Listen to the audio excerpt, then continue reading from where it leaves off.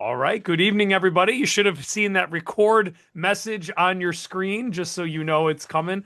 But I am excited. Welcome to the Positive Growth Lounge. Anybody who is just visiting today because of the wonderful Dr. Virginia D, this is the Positive Growth Lounge. We're an educator membership that meets twice a month, and we just love pouring into each other. We don't focus so much on pedagogy, but it's more about how can we take better care of ourselves and each other so that we can do our jobs to the best of our ability and help students in the end and help make the world a better place. But just so you know, that's what this space is. And if you're anywhere involved in the world of education and you'd ever like to check out this group, you are always welcome. We don't bite. We're actually quite nice people. Trish, Joey, Rosalie are members with us as well, and they're actually really nice people. So it's a good place to be. All right, before we get started, too, I just always want to let everybody know myself and Virginia both agree that this is a very casual conversation. So, this isn't an official presentation where you have to be quiet, you can't interact, you can't raise your hand or jump in with a question. We want to kind of follow whatever the natural flow and energy is of the evening so that we can get any specific questions or just like ideas that pop in your head. We want to process those. We also know that this topic could be a little bit heavy. So if we feel like things are getting really heavy and we need to zoom out a little bit and talk a little bit more on a higher level, we can go that way too. So we'll kind of see where the conversations take us. But this is a topic that I think, all truly believe in having difficult conversations, especially with people we value or respect or we work with. And how do we handle that? So, well, let's jump into it. Well, Dr. Virginia Dearani, so excited to have you. I met you a couple months ago. We jumped on a Zoom due to a wonderful fellow acquaintance that is an excellent networker. And I was instantly drawn to you and your message, your compassion, and also just what you're trying to do for the world. I know that you aren't just you're not just an educator, you're a mother, a daughter, a sister, you're many things, but you are building a lot of great spaces for people to thrive. And part of that, I believe, forgive me if I'm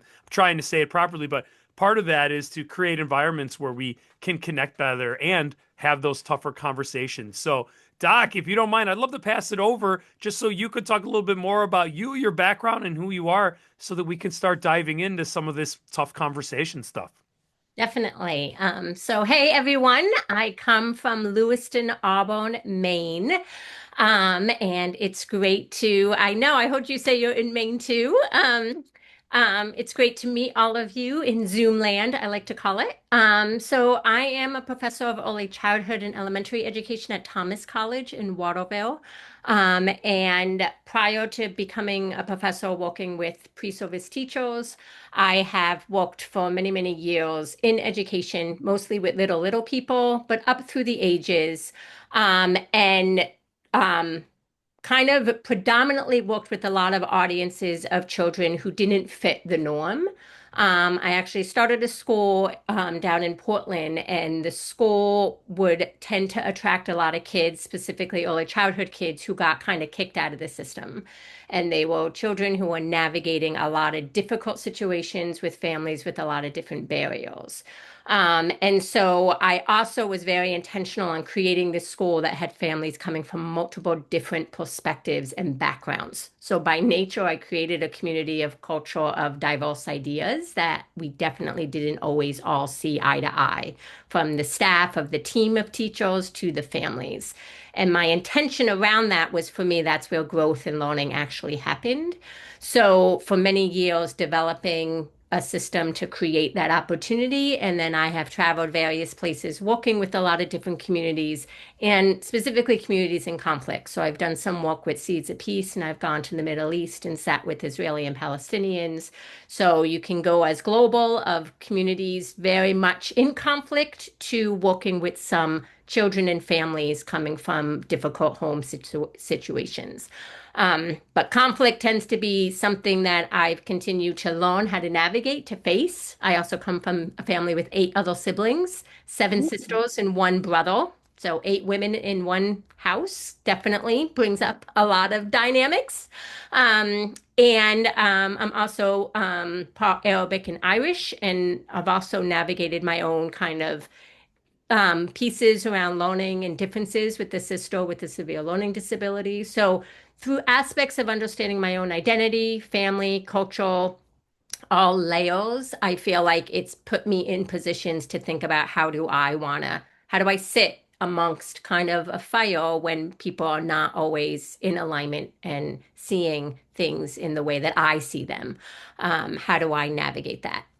So that's a lot of kind of what I bring to you. I think the other piece in this that I want to talk around is that as someone who also embodies a human body, I've done a lot of work on energy. I'm also a Reiki master, and I did that work because for me, integrating healing with teaching was really critical and actually necessary to my practice.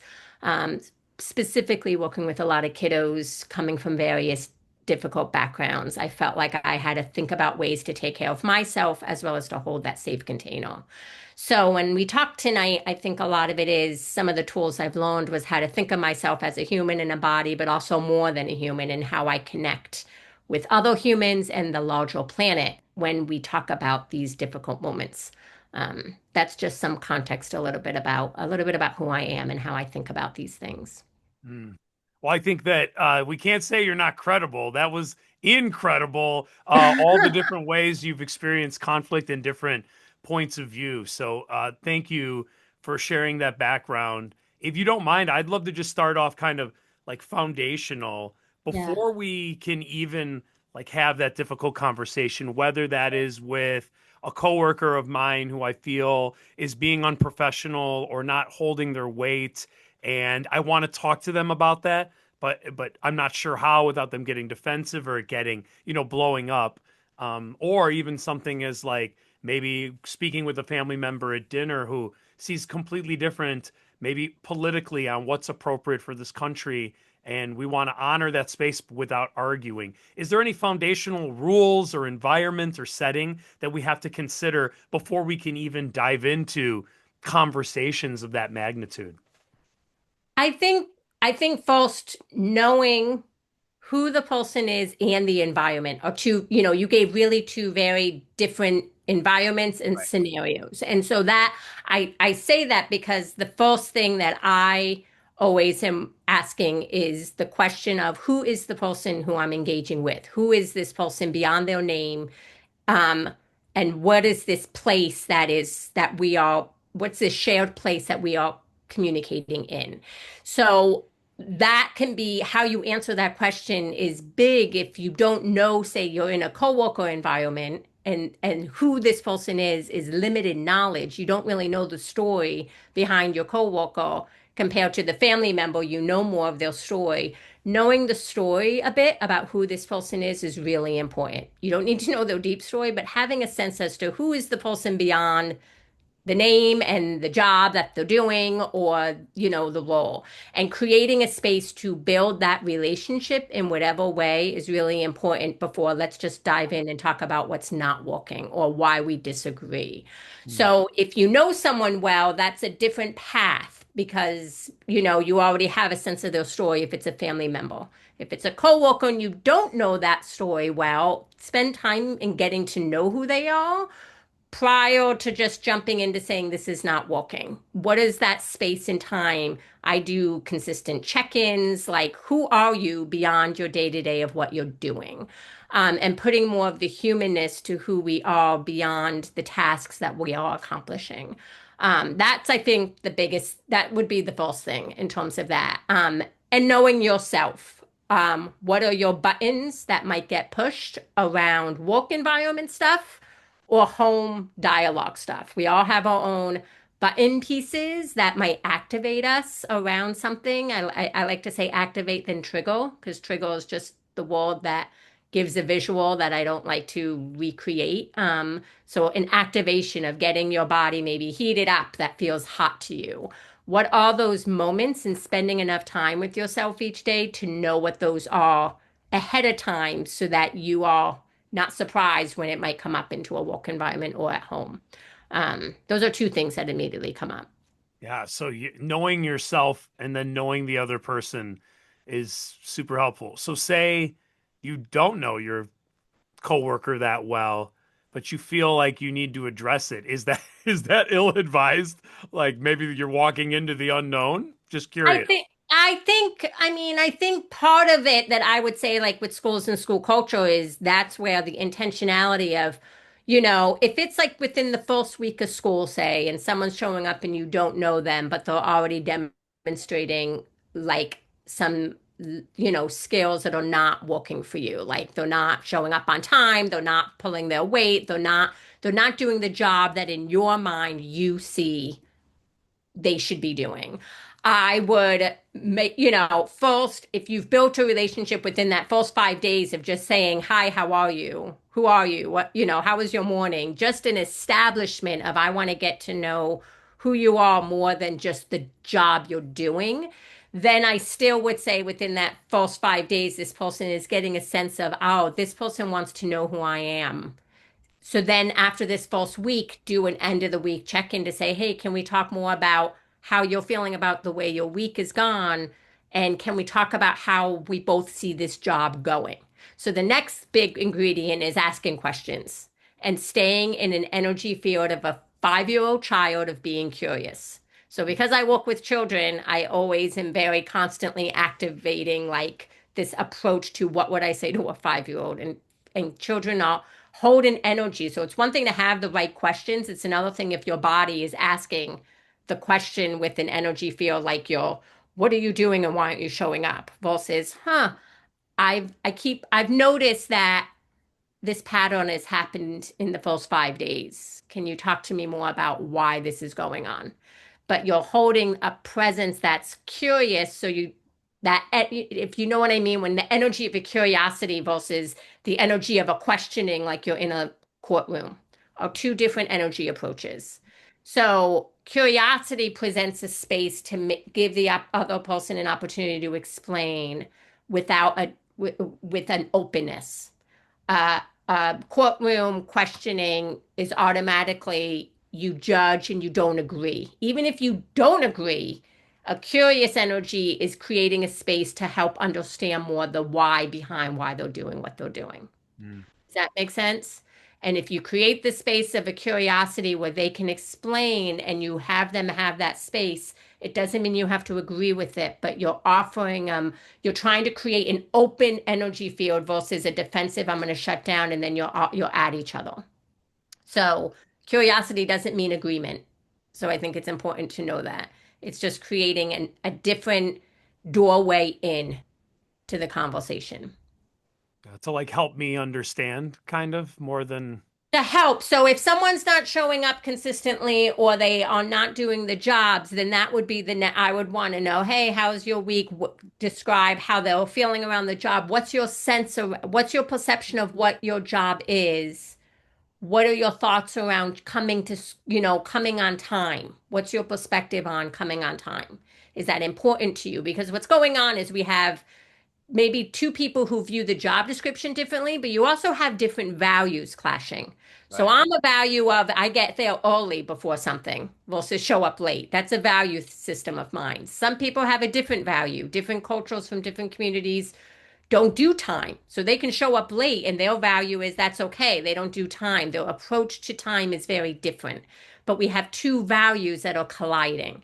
Mm. So if you don't know this person well, you want to understand the value that's uprooting this practice. And they might not even know what the value is unless you give them that space to ask some questions around that. So I notice you keep showing up at this time. School's happening at this time. It's important to me that we all show up early. This is important because I want the kids, but I'm noticing you're doing this. Can you help me understand the why? Why are you not? I don't believe, if the value is I don't believe I need to show up on time, well, then is that part of the job? Is that allowed? Or is this something we can agree to disagree? That depends on what the system allows. Yeah. Our values, our deep values, which is maybe time commitment or dependability or follow through or be staying open. These are values that guide our choices. And depending on who you're working with, they could have very different values where, being flexible or not being so rigid or just going with the flow, that value could collide with the way they do their job. And then that's going to collide with your expectations of someone you're working with. This is fascinating. I like there's my reality and there's your reality, and then somewhere in between is probably real reality, right? Somewhere in there. But Yeah. we're defining it through our, is that safe to say, our experiences, our perspectives, our value systems, and we kind of make up these rules of what we think is right. But you're right that no one said that they had to feel exactly the same about the same job description. They may interpret it completely different and not necessarily be wrong. They're just interpreting it differently. Well, and I think that's where how do we have, and because our systems and our culture in America is we go, go, go, and we don't create these spaces to check in and know, it's why we can't have difficult conversations because this is a difficult conversation because we end up being so heated because at that point we're so frustrated that someone's not doing what we expect them to be doing or how we see it. But if we had a culture where we regularly just quickly did check-ins and got to know someone and then try to understand the values that are guiding their choices, then this conversation wouldn't have to be as volatile because you start to get a sense as to this person's always late because they're always trying to drop their kid off at work at daycare and it's always late and there's this consistent pattern that's happening and they're ashamed that they're late but they don't want to say that they have this barrier at home that no one can help them with, so they're not talking about the hidden story that's behind the practice, or they really are committed. But it's how we're not having the space to build that kind of a relationship to understand. So we start hot really quickly versus taking the time to have those moments where then the hotness can be less volatile, if that makes sense. Totally. I think about like marriage and having different values and what's like super important to me might not be to my spouse and vice versa. And you know, I feel like I should have had this talk right before I got married. Like, hey, warning, your partner might not think everything that you think is important, Yeah. and that's okay. You know. Yeah. Thank you for that perspective. Friends, I know I can hog the mic too with questions that please feel free to jump in. I'm loving the comments in the chat box as well. But just to finish up on mine, and then I'm happy to anyone who wants to jump in or has a question or open up or comment. But these conversations, I feel like take a lot of maturity. Yes, yes. And well, and practice. So again, the knowing yourself is really important. And that's another thing we don't value. Like when I teach pre-service teachers, like they are coming to me now at 18, 19, and they haven't had a system to help them think about knowing themselves. So for me, that's a big thing. Like a lot of my research is around there's a lot of research around whole child. What does it mean to be whole? But we really kind of, the education system at least has kind of cut apart whole in a very cognitive, social, emotional, like these pieces. But like the fluidity of who are we? And then giving kids space to come to understand that and come to find what languages and what emotions get activated. They're not given the consistent practice to name that and the tools to go through. They're relying on TikTok or social media to practice the likes or dislikes. And even that, we're limiting it to like, dislike, the very cookie cutter, let's do quick snapshots. So we're not building the sustainable toolbox to create that maturity, but really the simple language in the daily practice of how am I feeling about this? How am I doing? What are my thoughts that are going through my mind? That we practice regularly, and then like whether you call it meditation or mindfulness or stopping and just being, in my school I had 3 to 5 year olds meditating for 4 minutes straight, no questions asked, 30 kids in one space. And it was a practice that they could sit and hold that container from that practice, but that level of self-awareness, of silence, of knowing their bodies and where they were at in relation to each other, is a practice that requires like discipline. And so I think when we don't do that, that's why we get to the space of then we're so hot and reactive because we're all getting our activations buttons pushing and it's real. Our emotions are real. We don't know where to go with it. So we're just quick to respond. So helping if you work with young children to do those pieces daily, and if you work with coworkers, I'm a big It doesn't take much to do 2-minute regular check-ins throughout the day and make it part of our daily practice. Um, to be aware of that mind, body, heart place and where we're at in the ether around things. May I jump in? Yeah, please. This is making me think. Phil knows the story about my coworker who cut the strips out all wrong, right? In my brain, they're all wrong. I keep going back to this story. So I'm a second grade teacher. I I typically do everything by myself because I want it done a certain way. But I gave this job, this task to the teacher aide, and all she had to do was take paper and cut them into strips using a paper cutter. This is now making me think because you're talking about what we value. I value things being done well. I value the aesthetics, the look of it. I want it to look and feel a certain way. We were making a project and it's going to go home to the families. That's what I value. But now that I heard you talking about what does the other person value, this person values, I'm going to do it as fast as possible to give it back to you. By the time I turned around, she was here with the stuff. I said, "Oh my gosh, thank you. That's so kind of you. I don't need it until Friday. Like you have days." Opened it up. And you know, when you're using a paper cutter and you put too much paper in it and it doesn't cut it right, it was just all messed up. So, of course, I redid it. Yeah. But it's what does that other person value? Because I'm looking at her going, "You're lazy, you are inefficient at your job." And Mm. she's giving it back to me, thinking completely the opposite. I am so efficient. I'm your go-to person. You can count on me for everything. This is so funny, Phil. I'm going to go back to that story for a lifetime. Love it. We'll text each other. It's like the lady who cut out the strips. Now it's like part of our story. But thank you. So, did you ever have a conversation with her about it around what didn't work about the way she did it? No, I did it all by myself. And I tend to, in life, with coworkers and with my own spouse and family, I tend to avoid difficult conversations, but I am getting better. But it was hard for me to say something, so I said nothing. So now this next go around, when I put my order in, I got the pre-cut strips.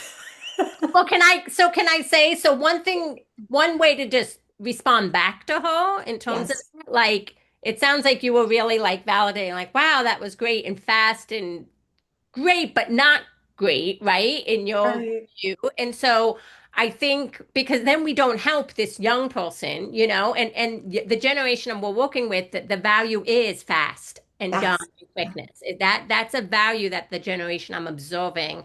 Even with the work, it's like it's not about putting time and intention. It's like let me get it done as fast as possible. And some of it could be because I want to show that I'm on it, but some of it's just they're used to things moving fast. And if it's not something that they think is fun or enjoyable, then they're not putting the time into it too. So I feel like one way to respond, like in that piece, is saying, this was, I appreciated the fastness around the time. I would love to talk more about this particular task and help me know, was it important to you to get it done really fast, or was it a task that you didn't enjoy as much? Like, Mhm. and then say my concern with it is this is the way it was presented and this is going home to families, because that's another thing, that the value of what we're providing home to families and a view of and the perception of family might not even be on their radar. So I think to give you agency to say you can ask those questions and feel okay to ask the questions, but again, it's asking the questions. You're not telling her you did it wrong, you're wanting to understand why she did it the way she did it, what was important to her, and then what's also important to you. And to say these things you've learned maybe are important as a teacher that's been seasoned doing this for as long as you've been doing it. Right. And she's not thinking ahead that this project is now going to go home to the families. Oh, And when they look at it and it doesn't really look that nice, they don't know that that person cut them out. It's really then falling back on me. Like that teacher is sloppy. That teacher doesn't care. So yeah, but and so thank saying you. that, I think being able to say this is the concerns, and for you as a future teacher, you don't want to have parents misperceive you. Sure. seeing as this, and this, you Okay, know? I'm going to channel you when I'm at work because I've been slowly becoming more and more brave to say something, but I'm going to absolutely remember this and channel Good. my inner you. Good. Good. Happy to help. You know, Rosie, I can't wait to send you a picture of some strips of paper just cut just out of order a bit. So It's a that good is metaphor. It says a lot. It's a good story. is that Doc, would you call that her Rosalie's activation button then? Is cruddy strips of paper? Well, what I'm hearing is, as Yeah. you say, your values. I mean, I see that sense of like that perfectionist, like I want it done in a certain way, but also that value of being seen as a good teacher, giving all that you can. And you see the long term of how a parent may misperceive you.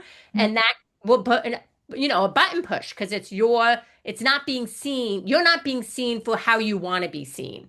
And that's, I think, a button that we all can get pushed easily. When we get misunderstood, when we aren't seen for the way we see ourselves, then we get heated, right? Someone's telling a narrative about who we are that's not true for us.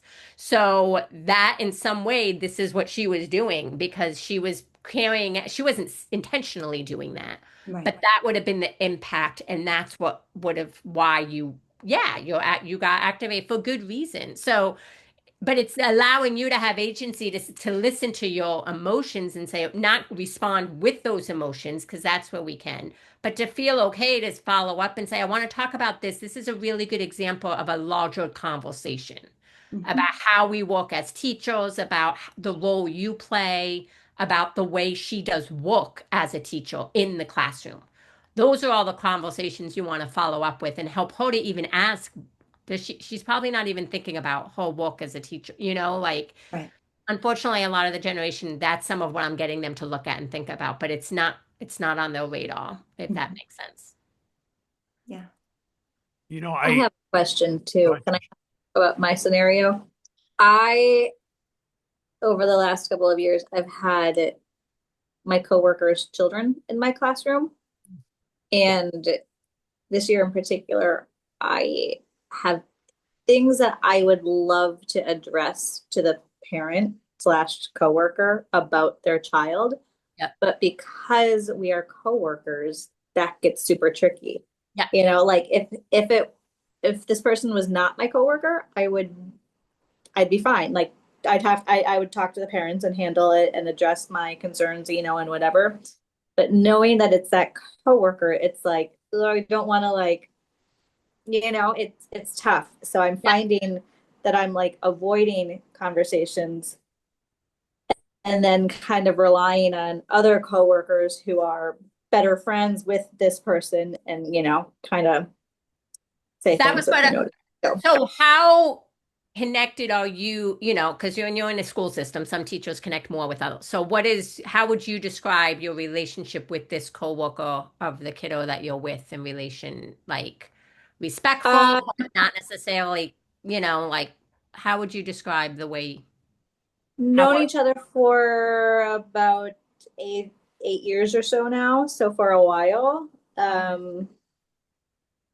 Have gotten together with them before outside of school. So over the years, I've had a decent, relationship, friendship, but it's just a little bit harder with, I don't know, now that why I ask that is so some questions I would ask myself in that is especially when I've had parents of kiddos of folks that I know, so I know that maybe as a coworker and how they do their job, their value system and their approach to the job.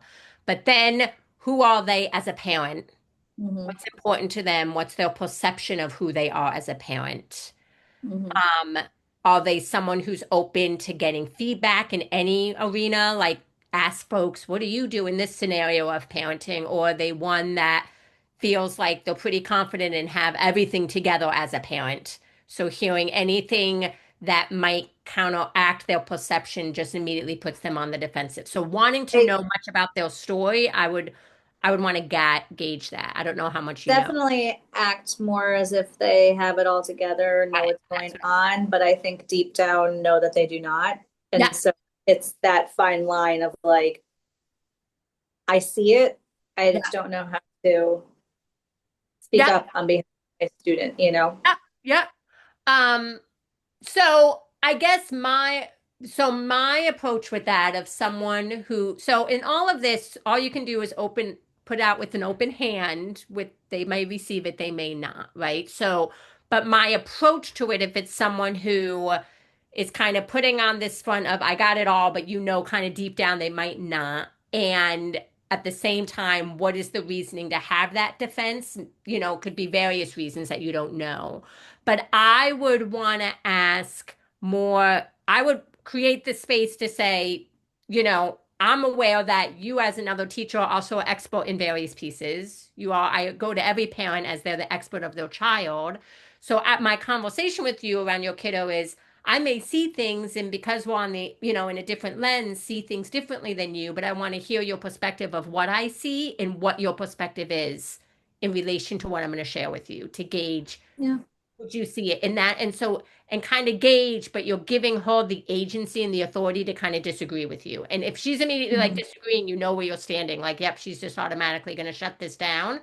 But she may Mhm. surprise you, she or he. I shouldn't assume that it's a she, or they. That, Is it she? um, she may kind of surprise by saying, because you're giving the agency to critique yourself, like you're offering her to be able to critique you. And even though in your gut, Mhm. you're seeing this piece by giving her the space to share her Mhm. lens of a story as a mother and as an educator, Mhm. how would she respond around that? If it Mhm. was a kiddo, you're not just responding as a mother, she's an educator as well. And that Mhm. you want her to step into your shoes to make sure a child's getting the best that they can get, so just like we will let every parent know who's on, you want to make sure the child doesn't get lost through the cracks or doesn't get what they need because we're getting stuck in our own way by providing them what they need. So you Mhm. want to give this child what they need. I'm not sure what that piece is. It might be guidance around something, it might be behavioral. You can't give them that without the larger safety support network of adults backing you up. So then the child doesn't get what they need. So that would be the angle I'd be coming at with. Does she see this as something that she could support you on giving this whole child this piece? Does that make sense? I don't Yeah. know enough. No, it does. I wish I could just like say everything and then it would make like total sense, but we're being Yeah, yeah. recorded. So, but no, that was a big help. Thank you. That was actually the reason why I wanted to make sure I was here at the meeting tonight. Yeah, So yeah. Yeah, thank I would you. give you agency to try to do that piece and always put it in the lens of we're here to provide kids all of what they need. Hmm. When we don't do that, what happens? Like the kids get stuck and lost. So Yeah. you're trying to gauge the perspective of everyone on the same page. Yeah. But Thank you. Martha, thank you for your comment too. I like your comment too. Thank you. I had a conversation quite a few years ago with a co-teacher who consistently came in late, and I think, just growing up in the home I did, like my father was like, if you are early, you are on time. If you are on time, you are late and disrespectful. So, of course, I've known that about me as an adult, that not everyone feels that way. But it was starting to bother me. So I approached my coworker and I said, I want to talk to you about something. And I have to be honest, I'm a little uncomfortable and a little embarrassed because I'm starting to get resentful and I don't want to be. Are you open to talking about it? And they're like, "Oh my gosh, yeah." And then I'm like, "You show up like 3 to 7 minutes late every day, and I'm just trying to better understand you because for some reason it's starting to really eat away at me and I don't want to look at you that way. Can we talk about it?" And he basically told me like he works with special services and English language learning, and his period before was this prep, and a lot of times people were talking to him about specific students that held him over. And because it was important conversations, he was like, "Don't worry, I've got a co-teacher. I'll catch up. Like, we need to have this conversation." But once I understood their perspective and we had that talk, it like eased everything. But I didn't know how to approach it except for being just honest that I'm a little embarrassed, like how much it's bothering me. And I don't want to feel this way. Can we talk this out so I can better understand you? And it surprisingly, it went really well. And that was it. It's like, and I understood whenever he was late. And he said, I will try to make an effort to come more on time. But please know I'm not trying to do it to like make you mad or bother you. I'm just trying to support these kids and there's so little time in a day. And it was like, whoo, this is so much better. I'm like, I wish we would have talked about this sooner, you know?